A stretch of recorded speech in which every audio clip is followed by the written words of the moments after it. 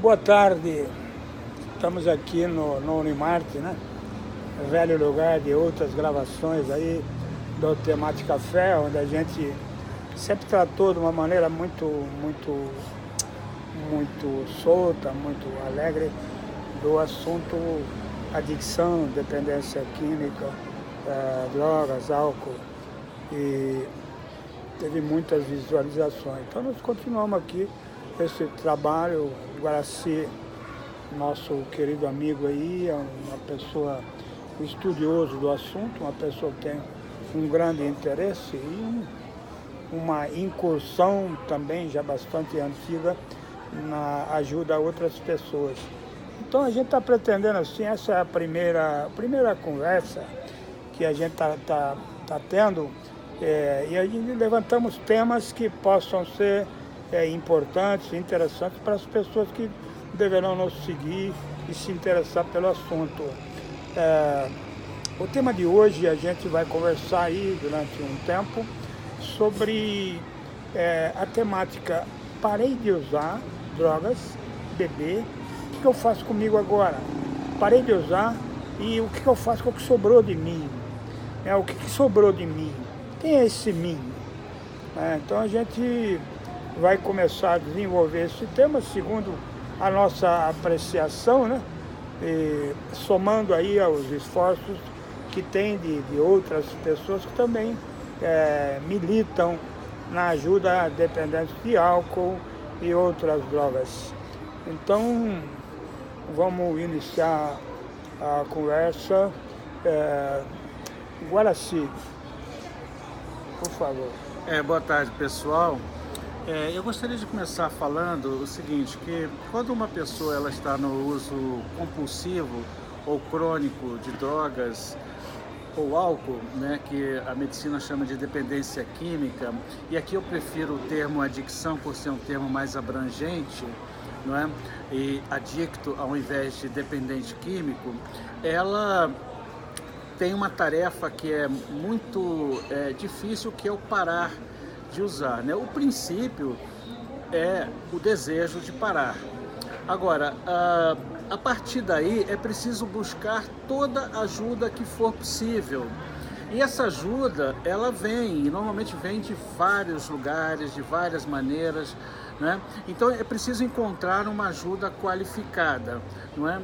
Nesse sentido, eu gostaria de dizer que nos grupos de anônimos, né, nos grupos de alcoólicos anônimos, nos grupos de narcóticos anônimos, esse adicto ou alcoólatra ou dependente químico, ele vai encontrar um programa de recuperação que funciona muito bem e está reabilitando pessoas em todo o mundo. Milhares de pessoas encontram a sua recuperação, a sua reabilitação definitiva em todo o mundo através desse programa. Legal. Eu queria pensar um pouco junto com você, o senso comum. Se você chegar para qualquer pessoa aí pela rua e falar, por que as pessoas usam droga? Por que os bêbados bebem até morrer muitas vezes, né? E criam um monte de problemas na vida deles e vida dos outros.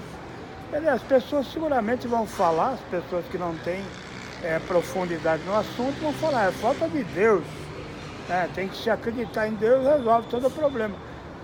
Talvez até tenha um fundo bastante verdadeiro isso, acreditar em Deus, mas a questão da crença é uma atividade, é uma coisa que tem que ser desenvolvida e precisa de tempo para poder desenvolver isso, ter um poder em cima daquela vida que está se perdendo.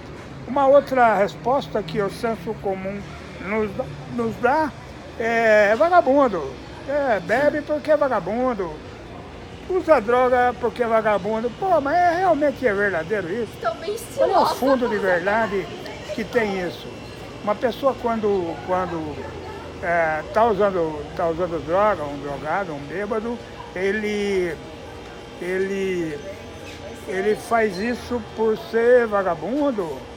A gente observa, né, no mundo de gente que nós temos aí o prazer de conhecer, que são pessoas que tiveram suas vidas praticamente perdidas durante anos no uso de substâncias e se resgataram, conseguiram ser expoentes, inclusive, em diversas profissões e conseguir se realizar, apesar do atraso, dos anos perdidos. O que você tem a dizer sobre isso, Guaraci?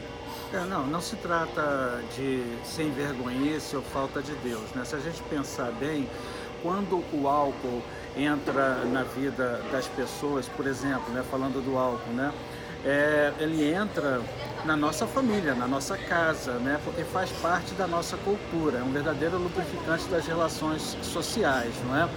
E às vezes mais tarde, um jovem, um adolescente, isso cada vez está acontecendo mais cedo, ele conhece, por exemplo, uma droga que é ilícita. Naquele instante, naquele momento, ele não tem ideia do que pode acontecer com ele depois, né? Se ele tiver uma predisposição orgânica para desenvolver uma compulsão, isso vai provavelmente acontecer, porque ele vai repetir essa experiência, que é uma experiência no início bastante prazerosa, e vai com isso alcançar um estado crônico de uso, né? O uso compulsivo. Quando ele quer parar, ele não consegue mais. Então não se trata de uma questão de sem vergonhice, trata-se de uma questão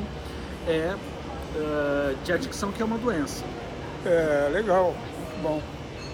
Então, conclui-se que metodologias de tratamento que tentam levá-lo para uma crença e essa crença não se efetivar, a pessoa não vai resolver seu problema. Metodologias que pegam um dependente de outras drogas além do álcool e botam ele para trabalhar pesado e transformá-lo em um trabalhador, em um sujeito útil à sociedade, também não teriam efeito, porque não se cura com serviço ou com crença pessoas que não têm o problema da crença e do trabalho. Elas estão temporariamente avariadas por alguma coisa muito mais profunda do que a questão da crença ou a questão propriamente do trabalho, né? Sim, sem dúvida, né? Eu acho que a questão da adicção, ela realmente não se resolve com uma crença, né, ou com o trabalho, porque não é propriamente uma questão moral, né? E a religião, às vezes, ela entra na vida de uma pessoa que está querendo melhorar-se de alguma forma ou está com algum problema, mas ela traz um conteúdo assim de salvação, não é? E não se trata dessa questão, isso é um outro assunto, né? A adicção deve ser tratada como uma doença e, como tal, ela precisa de gente que seja boa nesse tratamento, né? Que esteja qualificada para oferecer ajuda, né? É claro que a gente não tem a verdade, acho que ninguém tem a verdade, né? A verdade é uma coisa a ser buscada constantemente. Agora, pensando então propriamente, o que seria ajuda efetiva, que realmente resulta em sucesso para uma parte significativa das pessoas que têm problema? É religião, é trabalho ou outras metodologias que possam abordar? O que é realmente eficiente? Pensando um pouco nessa questão, quando você vê qual seria o método? O método seria um método que conseguisse trazer a pessoa para pacificação interior, ela se autopacificar ou ela ser pacificada por alguma metodologia que vem de fora. Evidentemente, crença, a sua maneira, a sua possibilidade, dá àquela pessoa, aquele dependente, dá para ele a liberdade para que ele possa escolher em que e como acreditar. Porque daí as coisas vão funcionar. Porque se for considerar o passado, essa pessoa não nasceu bebendo ou usando droga.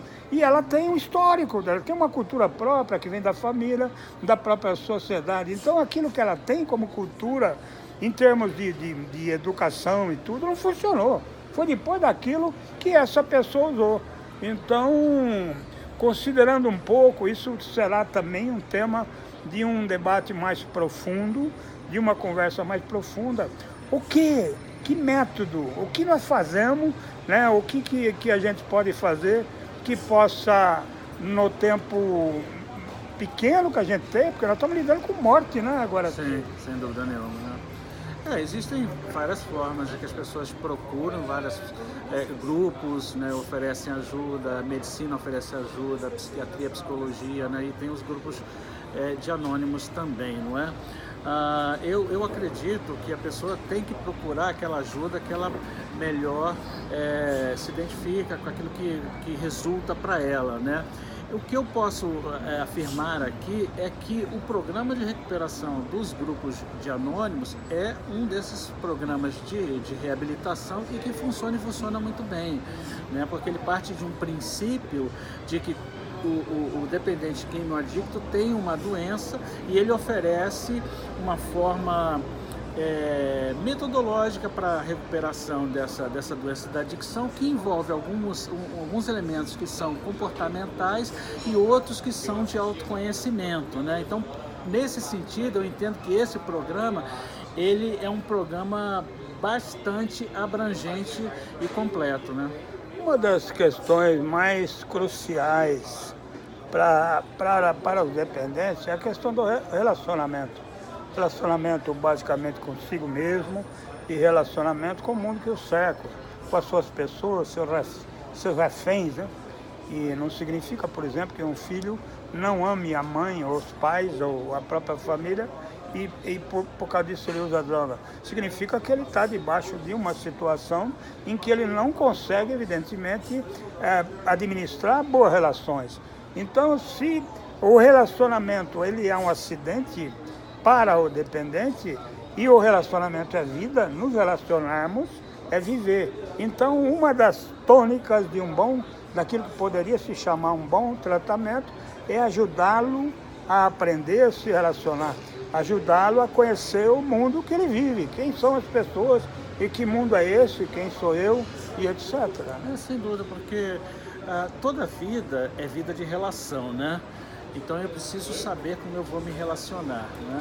A filiação de uma pessoa que está buscando a recuperação, a reabilitação em drogas, quando a filiação a um grupo de anônimos favorece essa perspectiva da relação. Por quê?